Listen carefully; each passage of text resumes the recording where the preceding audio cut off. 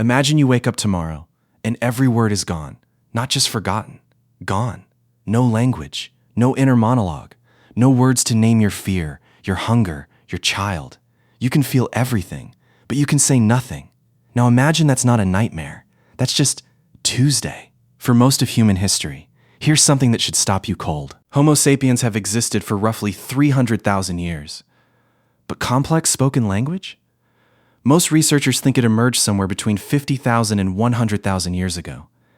That means for at least 200,000 years, possibly longer. Humans like you walked this earth, fell in love, raised children, hunted, mourned, and created without a single word. So what were they actually doing? What were they thinking? And how did they survive?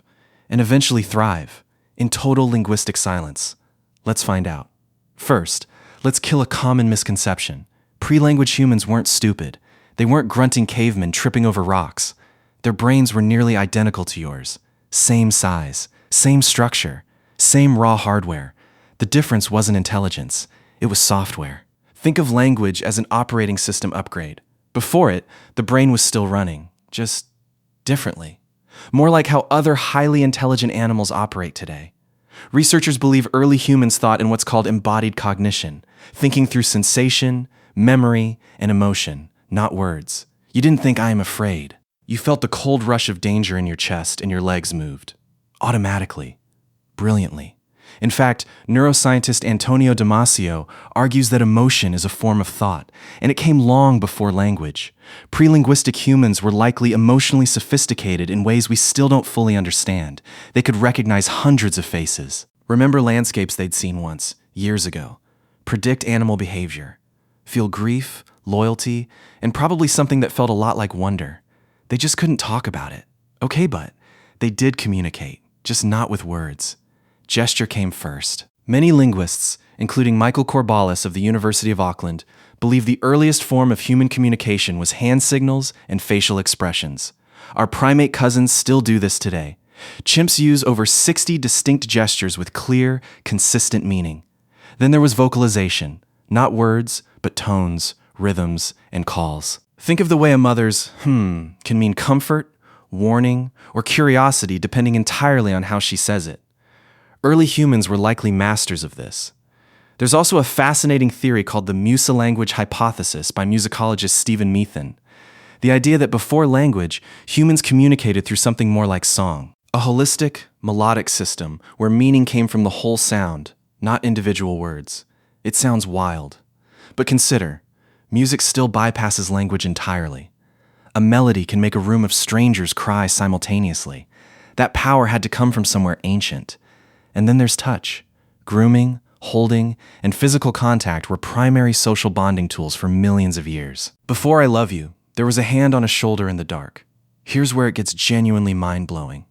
At a site in Zambia called Kalambo Falls, archaeologists recently discovered wooden structures, logs joined and notched together, dated to 476,000 years ago. That's before our species even existed. Built by Homo heidelbergensis. No language, no blueprints, no foreman shouting instructions, just building. Stone tools, the Acheulean hand axe, were crafted with remarkable consistency for over 1 million years, passed down through generations purely through imitation and demonstration. Watch, copy, improve.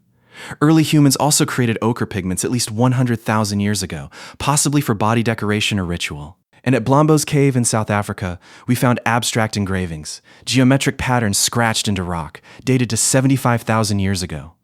Art, ritual, meaning, expressed before the words existed to name it. This tells us something profound. Symbolic thinking may predate language, not the other way around.